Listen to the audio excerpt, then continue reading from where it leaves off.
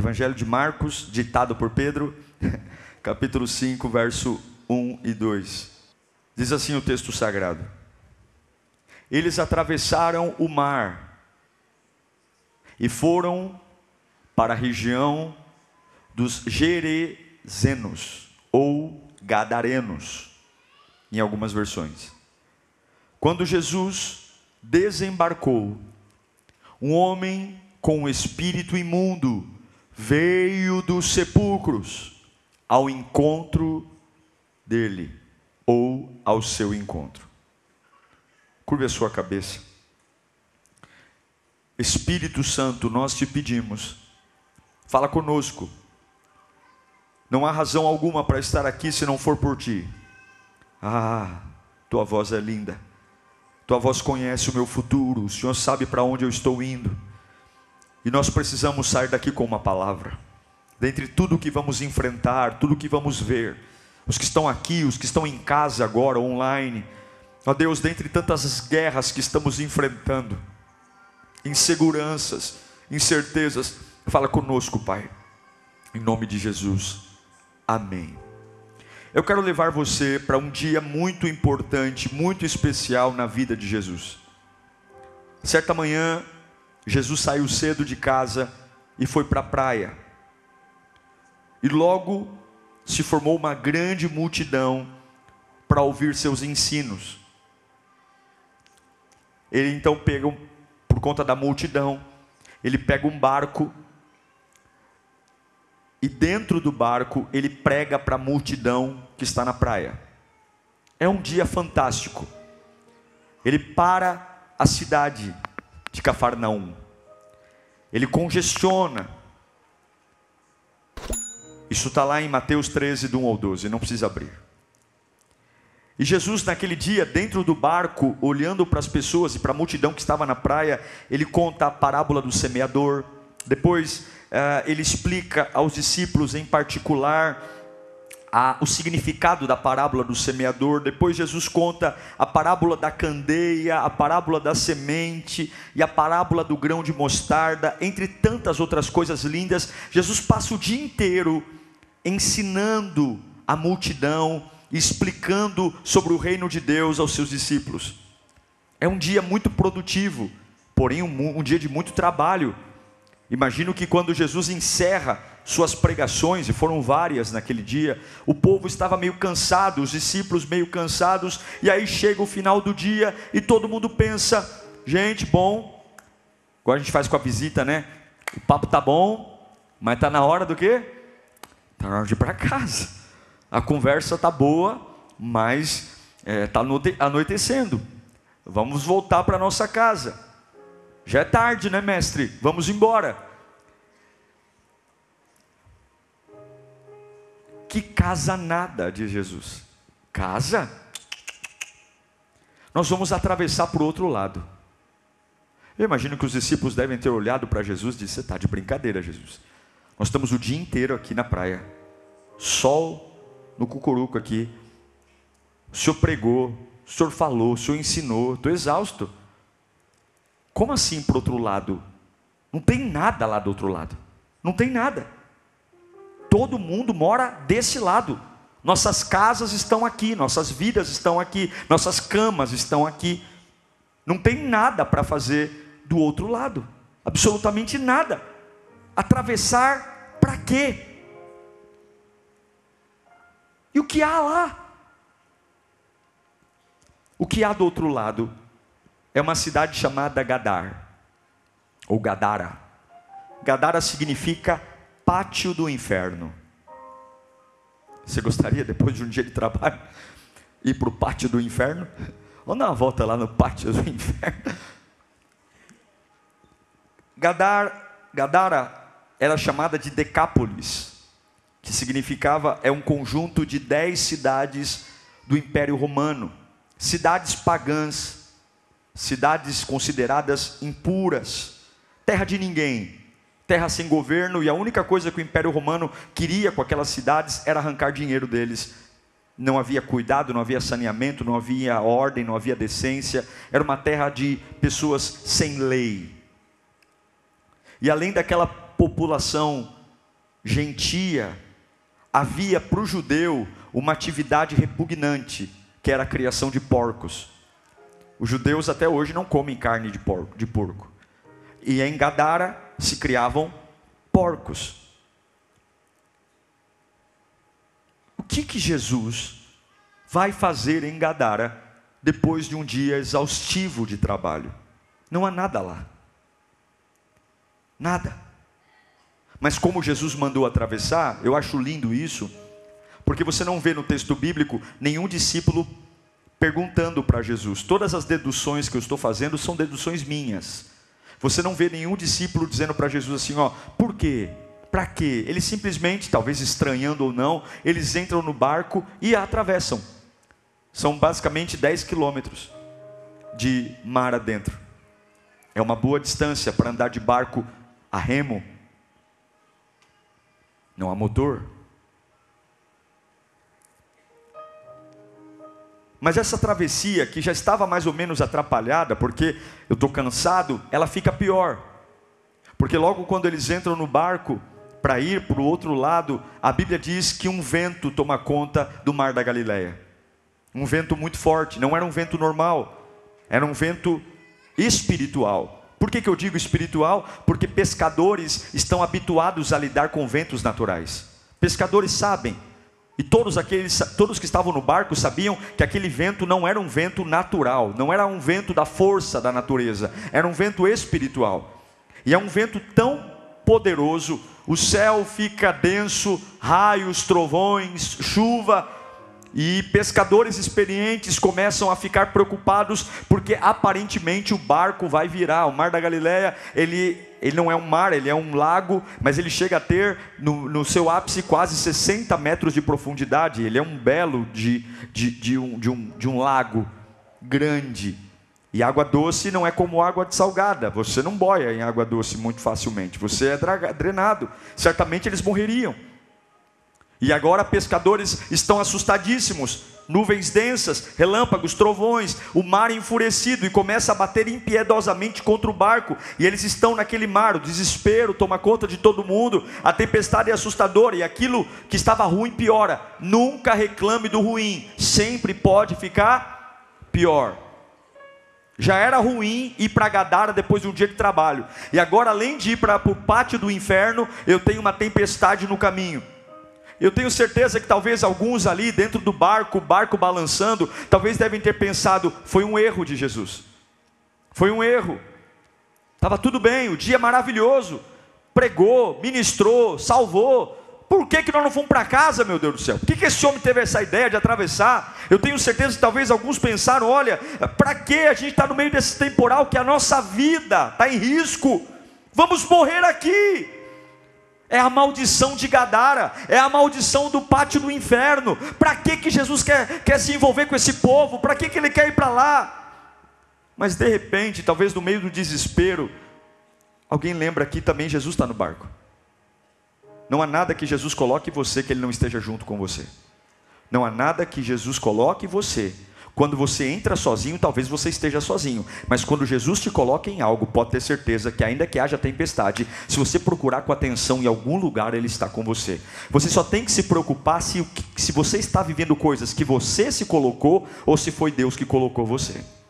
Se foi Deus que colocou você lá, não tenha medo do que está acontecendo. Em algum lugar do barco ele está. E aí talvez algum discípulo pensou, vamos procurar, Jesus está aqui, gente. E ora, Jesus estava deitado. O corpo de Jesus balançava como o corpo de todo mundo. O corpo de Jesus se molhava como o corpo de todo mundo, as águas entrando dentro do barco. O corpo de Jesus tinha solavancos como o de todo mundo, mas a Bíblia diz que ele estava dormindo. O sono reparador. Ele não estava cansado o dia inteiro? Ele estava dormindo. Ele estava tendo sono reparador. Como é que alguém pode dormir no meio de uma tempestade? Só dorme no meio de uma tempestade quem sabe que a palavra tem poder. E o que Jesus disse quando eles entraram no barco? Nós vamos atravessar para o outro lado. Acabou, eu vou dormir. Porque vento nenhum vai anular o que sai da boca de Deus. Escuta o que eu estou pregando aqui. Você tem muita coisa para ver, mas o que vale é o que sai da boca de Deus. Jesus dorme porque quando ele disse nós vamos atravessar, o diabo pode gritar, o diabo pode esbravejar, o diabo pode mentir, mas o que prevalece é o que sai da boca de Deus. Tem muita gente aqui caindo nos trotes do diabo, tem muita gente caindo nos blefes de Satanás, e o que prevalece é a vontade de Deus. Jesus se levanta pleno, descansado, talvez molhado, mas ele diz: vento, mar, aquiete-se. E aí o vento e o mar somem. Há uma tensão no ar, claro, os discípulos estão nervosos, e a escuridão vai embora. E agora, depois de todo esse estresse, eles chegam na praia, 10 quilômetros e chegam em Gadara, desembarcam na praia, e talvez dentro do barco havia um silêncio, porque todo mundo em choque, um susto. Só que logo quando o barco atraca na praia, o silêncio é quebrado por um homem, que vem em direção a Jesus correndo como um louco, gritando, gritos ensurdecedores. É um homem endemoniado, talvez furioso, um louco. Talvez os discípulos devem ter perguntado: quem é esse? Quem é esse? E alguém deve ter deduzido: ele é louco, porque ele vem nu, sujo. E esse monstro, que é esse homem, ele é conhecido, ele é temido. E ele não é só um monstro por fora, ele é um monstro por dentro. A Bíblia nos dá muitos detalhes sobre quem é esse homem. Demônios fizeram esse homem de hotel, moram nele, não apenas um, mas quando Jesus pergunta, ele afirma que havia uma legião dentro dele, uma multidão de demônios morando dentro de um corpo de um homem, destruindo tudo. Ele não nasceu assim. Ninguém nasce endemoniado. Ninguém nasce endemoniado. Aquele homem possivelmente, em algum período da sua vida, tinha uma vida normal, como qualquer outro no seu tempo. Tinha família, esposa, filhos, casa, trabalho, profissão. Mas inesperadamente a mente, o corpo dele foi invadida por uma legião de espíritos imundos, ao ponto de que ele perde a sua identidade, ele perde quem ele é, e ele se torna uma criatura horrível. Não subestime o que o diabo pode fazer na vida de um homem. Eu conheci já, e você já deve ter conhecido, pessoas maravilhosas que se tornaram pessoas horríveis. Pessoas que talvez foram seus amigos de infância, conhecidos até de igreja, que lamentavelmente hoje a gente olha e fala assim: eu não consigo conectar quem ele se tornou hoje com quem ele foi um dia. Agora eu quero que você olhe para mim um instante. Vamos entender o drama desse homem, o drama desse endemoniado. Quero ler lá em Marcos 5, do 2 ao 5. Põe para mim. Quando Jesus desembarcou, um homem com um espírito imundo veio dos sepulcros. De onde ele veio? Dos sepulcros ao seu encontro. Esse homem vivia nos sepulcros, e ninguém conseguia prendê-lo, nem mesmo concorrentes, pois muitas vezes lhe haviam sido acorrentados os pés e as mãos, mas ele arrebentara as correntes, quebrara os ferros com dos seus pés. Ninguém era suficientemente forte para dominá-lo. Noite e dia ele andava gritando e cortando-se com pedras entre os sepulcros e na colina. Essa é certamente a descrição mais detalhada da vida desse monstro que o diabo fez com ele. O diabo é especialista em roubar, matar e destruir. Esse é o negócio dele. E o que eu acho, coloca para mim o versículo 2 de novo. Veio dos sepulcros ao seu encontro. Fica muito claro que a vida desse homem está no estágio final. O estágio final do roubo, da dignidade. Ele vive nos cemitérios. Eu não sei se você já percebeu, mas é muito fácil você entrar num cemitério aqui na cidade de São Paulo, qualquer outro lugar, e perceber que dentro dos cemitérios existem trabalhos diversos. Quando não abrem sepulturas, porque morar num cemitério, e nesta época os cemitérios não são como os de hoje, que você encontra em bairros cemitérios. Os cemitérios eram feitos fora da cidade. Esse homem morava isolado, junto a túmulos. Naquela época ninguém enterrava os mortos na cidade. Jogavam eles em cavernas, em covas, escavadas na pedra, e deixavam a podridão algumas vezes a céu aberto, e esse monstro morava lá. Por que ele vive lá agora? Por que ele vive em deserto? Porque ninguém consegue viver perto dele. Ele é um problema. Ele é um problema para a família, ele é um problema para a sociedade. Já tentaram prendê-lo e não conseguem. Ele é um problema para os seus pais, ele é um problema para a sua família, ele é um problema para os seus amigos, ele é um problema. Ninguém aguenta mais a violência que esse homem provoca, ninguém aguenta mais os distúrbios, ninguém aguenta mais o jeito que ele vive, ninguém suporta mais. E é exatamente isso que o diabo gosta de fazer com a gente. Ele gosta de fazer as pessoas que mais nos amam não ter paciência com a gente. O diabo adora pegar as pessoas que Deus preparou para cuidar de nós, e essas pessoas desistirem de nós. Porque todos nós temos um limite de paciência, meus irmãos.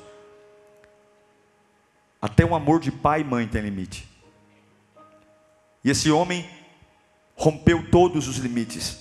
Imagino que tentaram de tudo para fazer a vida desse homem ser o minimamente aceitável, mas a violência que estava dentro dele o destruiu, e destruiu tudo à sua volta. Agora a esposa não aceita mais, a sociedade não aceita mais, a prisão não aceita mais, porque amarram ele e ele quebra, e a solução é prendê-lo. Não adianta prender, porque ele é louco, há um demônio dentro dele, há uma legião, e há uma força. Uma pessoa possessa tem uma força que você não tem noção. A Bíblia diz que os ferros dos pés ele mesmo quebrava, as algemas das mãos ele mesmo quebrava, e o diabo, ao mesmo tempo que dava um poder para ele quebrar algemas, quebrar ferros, fazia-o se rasgar com pedras. É como se o diabo dissesse: por um lado eu te faço poderoso, e por outro lado eu mostro que você é um cavalo, você vai se cortar com pedras. São forças malignas, meus irmãos, são forças malignas. E aí ele é banido da cidade, só resta viver em sepulcros. É de lá que os demônios o levam, é para lá que os demônios o levam. O profeta Isaías fala um pouquinho desses lugares tenebrosos que os demônios levam as pessoas. Está lá em Isaías capítulo 34, versículo 14. Isaías 34, você está comigo aí? Criaturas do deserto se encontrarão com hienas e bodes selvagens, balirão uns para os outros, ali também descansarão as criaturas noturnas, e acharão para si locais de descanso. Ou seja, Isaías está dizendo que todas as pessoas possessas, demoníacas, que vivem debaixo de um jugo satânico, Satanás encontra um lugar para que elas vivam, e esse lugar é a destruição. Há uma outra descrição sobre esse homem. Marcos 5,5 fala que ele andava sempre de noite, gritando e cortando-se com pedras entre os sepulcros. Então, como se não bastasse os demônios dentro dele, os demônios que moram dentro dele, o evangelista Lucas diz também que ele andava nu, se cortando, se ferindo. É algo terrível. Tem momentos da nossa vida que o estrago é tão feio que não há mais com quem falar, que não há mais a quem recorrer. Não importa a dor, não importa a vergonha, não importa a rejeição. Para o diabo é quanto pior, melhor. Quanto pior, melhor. Esse é o nosso inimigo. Eu sei que alguns estão gostando de viver uma vida de cristão, vindo à igreja, mas a verdade, irmãos, é que não é para ser agradável. Nós estamos numa guerra terrível, e o adversário das nossas almas, ele é muito astuto, muito inteligente, e sorrateiramente ele vai se apoderando de coisas importantes para nós, mexendo na nossa cabeça, e agora esse homem está com um cárcere físico, com um cárcere mental, e com um cárcere emocional, com um cárcere moral, com um cárcere totalmente aprisionado, uma prisão indomável, inviolável, que afasta todo mundo. E eu tenho certeza que quando o diabo olhou para esse homem, o diabo disse: eu venci, eu destruí a criação de Deus, eu venci, ele é um cavalo meu, ele mora no cemitério, ele anda nu, ele se corta, ele é um problema para todo mundo, e quem reina, quem triunfa? Eu, Satanás triunfo. Até o dia, que depois de um dia inteiro de trabalho na praia, Jesus diz para os seus discípulos: vamos para o outro lado. Até um dia que ele entra no barco, e Satanás sabe no seu radar quem está vindo em direção a Gadara, e é por isso que os ventos batem no barco de Jesus, porque o diabo sabe quem está se aproximando.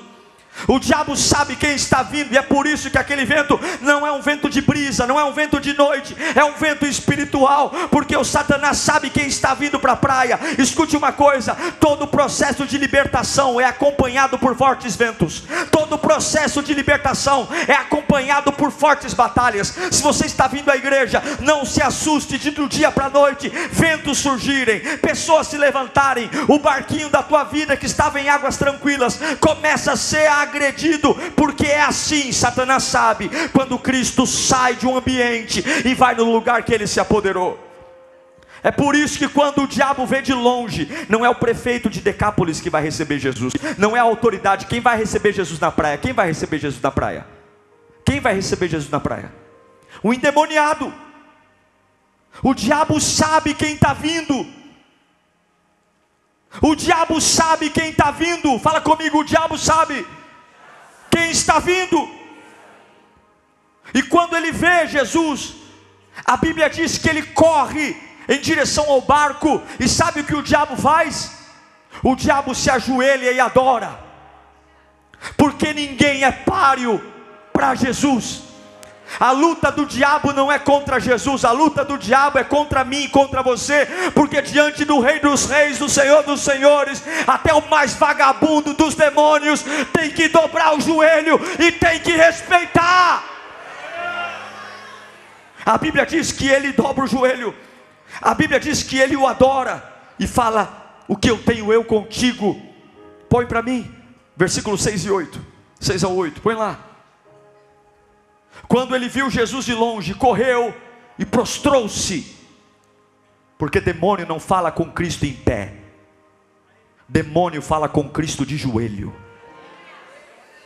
Não tem figurinha no Facebook: quem curte, o diabo vence, quem comenta, Jesus vence. O braço de ferro do diabo não é com Jesus, é com você. Ele se dobra e gritou em alta voz: que queres comigo, Jesus, o quê? Filho do Deus Altíssimo, eu rogo que não me atormentes. Vamos restituir a cena aqui, vamos reconstituir a cena.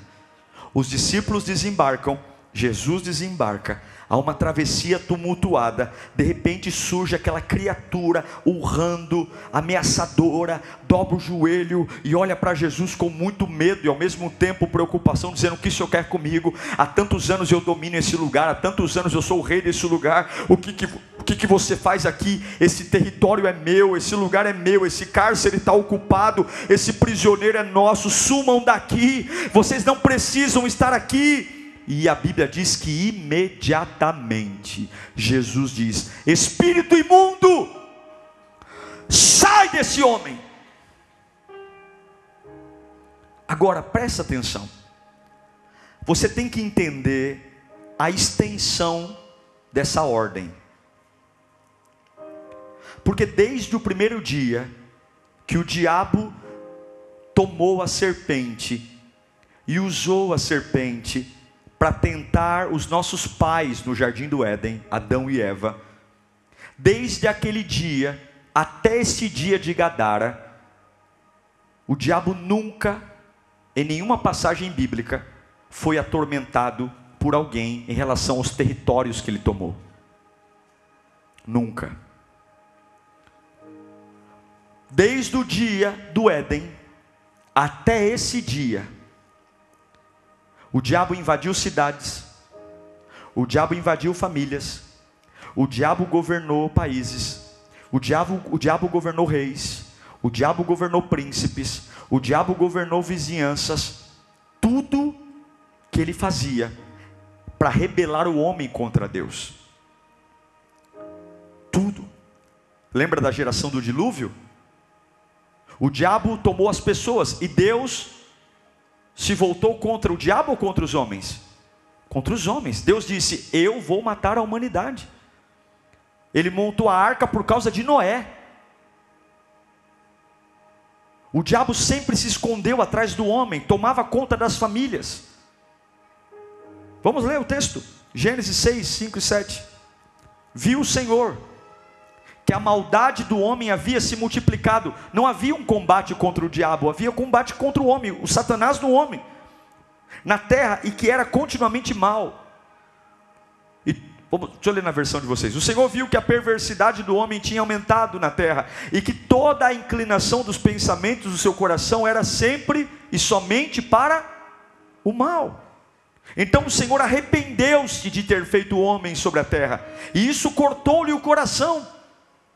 E disse o Senhor: farei desaparecer da face da terra o homem que criei, os homens e também os animais, grandes e pequenos, e as aves do céu. E arrependeu-se de ter feito. Esse era o esquema do diabo. O esquema do diabo era assim: olha, quando ele não consegue fazer o serviço, ele instiga o homem a provocar a Deus. Ele instiga o homem a se virar contra Deus. E durante 4 mil anos, o império das trevas seduziu pessoas, roubou pessoas, matou pessoas, sem nenhuma perturbação. Aí você me pergunta: pastor, como é que ninguém fez nada? E os grandes profetas de Deus? E os grandes homens que Deus usou? Que fizeram coisas extraordinárias? Sim, eles fizeram coisas extraordinárias. Noé construiu uma arca, Moisés abriu o mar vermelho, Josué parou o sol, Sansão derrubou um prédio inteiro, Elias fez cair fogo do céu, Eliseu ressuscitou mortos, Daniel foi amarrado e jogado queimado vivo, para ser queimado vivo numa fornalha de fogo, e nada aconteceu. Mas nenhum herói bíblico enfrentou o diabo cara a cara. Nenhum personagem bíblico enfrentou Satanás cara a cara. Nenhum. Não há nenhum registro, nem Abraão, nem Isaque, nem Jacó, de ter liberto uma pessoa sequer das mãos do diabo, até esse dia. E aí vem Jesus e afirma em Mateus 12, 28: mas se é pelo Espírito de Deus que eu expulso demônios, então chegou a vocês o reino de Deus. Aleluia. Sabe o que eu quero dizer aqui? Jesus é o nosso campeão. Jesus é o nosso Salvador. Jesus veio para fazer o que ninguém conseguiu fazer. É por isso que 1 João 3,8 diz que foi para isso que se manifestou. Aquele que pratica o pecado é filho do diabo, porque o diabo vem pecando desde o princípio. Para isso o Filho de Deus se manifestou. Para que o Filho de Deus se manifestou? Para quê? Para destruir as obras do diabo. O que Abraão não fez, Moisés não fez, Isaque não fez, Elias não fez, Eliseu não fez, João Batista não fez. O diabo teve tranquilidade durante 4 mil anos para reinar, para destruir, para governar. E a primeira boa notícia é essa: o ministério de Jesus instaura um colapso em todas as invasões do diabo na face da terra.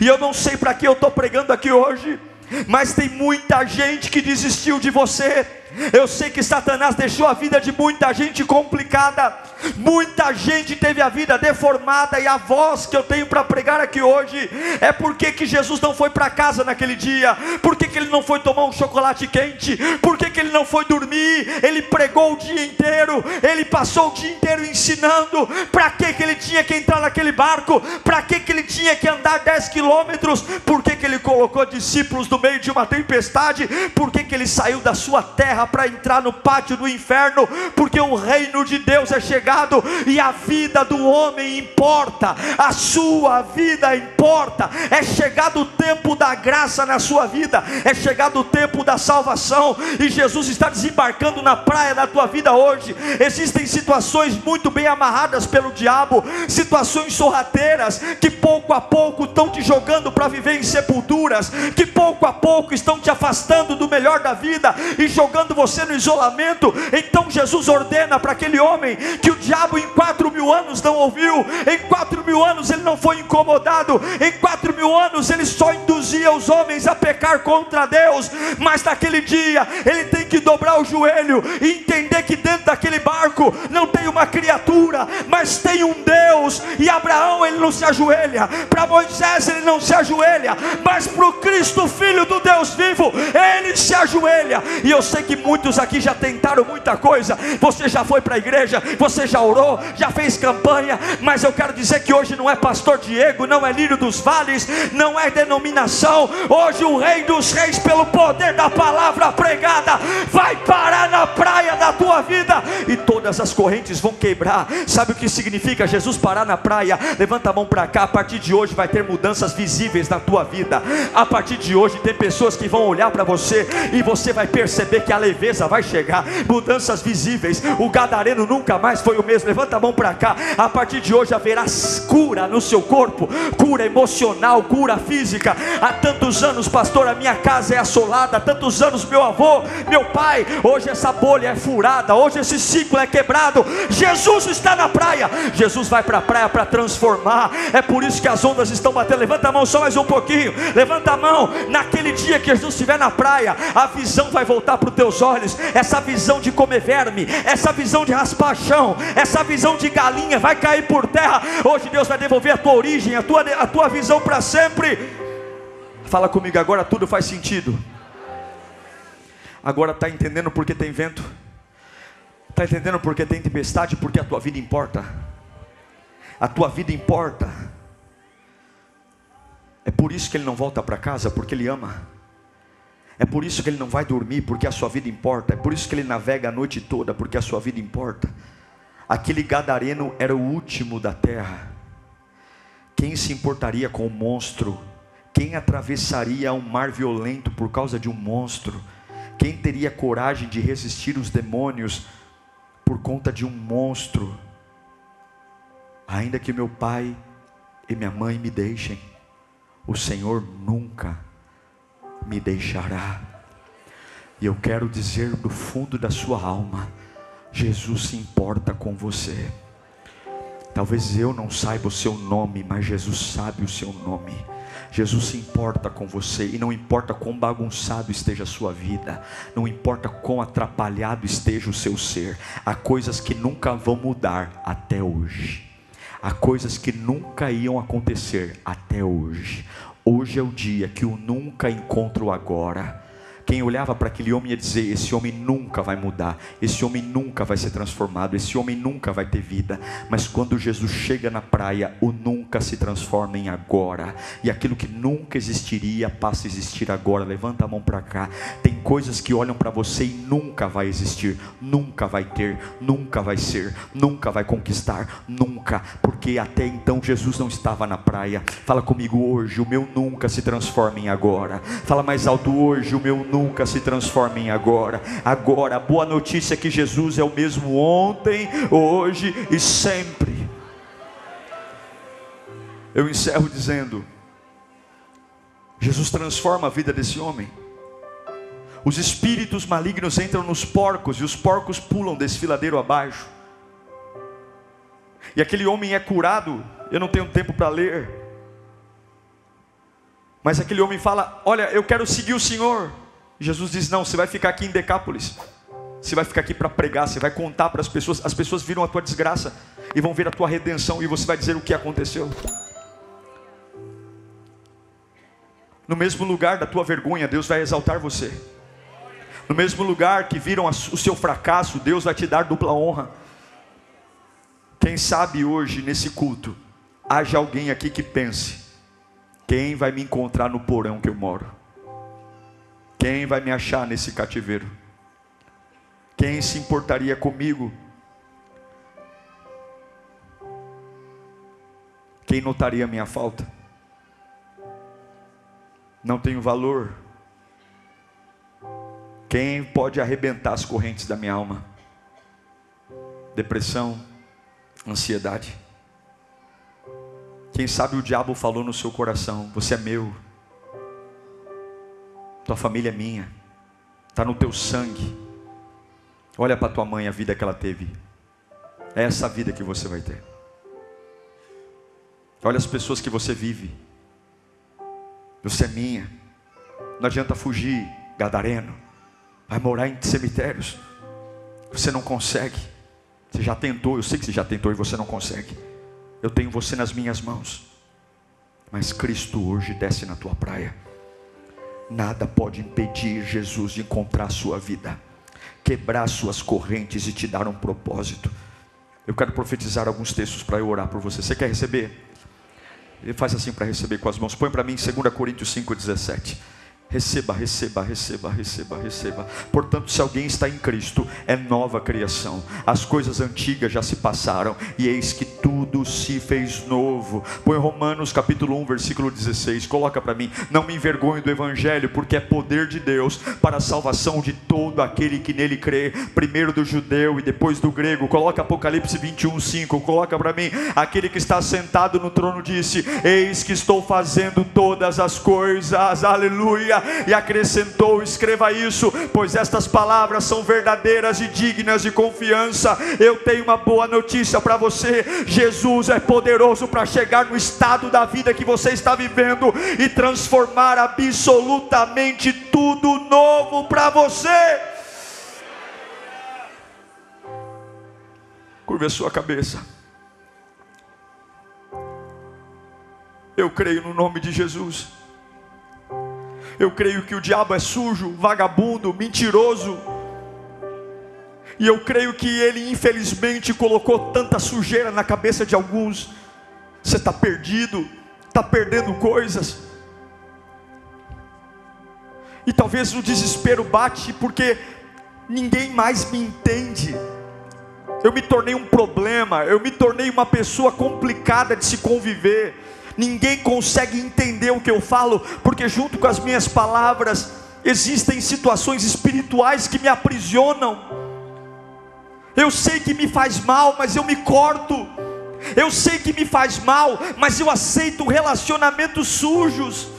Eu sei que me faz mal, mas eu aceito gente que me bate. Eu sei que me faz mal, mas eu prefiro rastejar. É isso que o diabo vai fazendo. De filho amado, de filho querido, vai se transformando num traste, num monstro.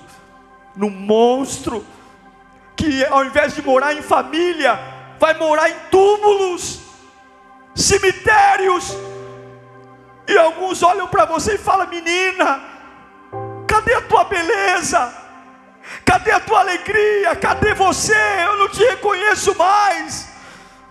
Parece que todo dia você está diferente. Olha esses olhos, olha essa voz, olha seu corpo, você não é a mesma, cadê você? Aí a família entra em desespero: vamos internar. O que está acontecendo com a nossa filhinha? O que está acontecendo com o nosso filho que ensinamos na igreja? E o diabo dizendo: a cada dia mais preso, cada dia mais preso. E daqui a pouco o pai começa a lavar as mãos, a mãe começa a lavar as mãos e diz: eu não tenho mais o que fazer, eu não tenho mais o que falar, eu já preguei, eu já ensinei, eu já chorei. Se eu continuar falando com ela, eu vou morrer junto com ela. Mas hoje esse culto é para você. Esse culto é para dizer para você que ainda há uma esperança. É por isso que as últimas semanas têm sido tão difíceis, é por isso que os últimos dias têm sido tão atormentadores. É porque Satanás sabe que esse culto ia chegar, e junto com esse culto um barco ia atracar na praia.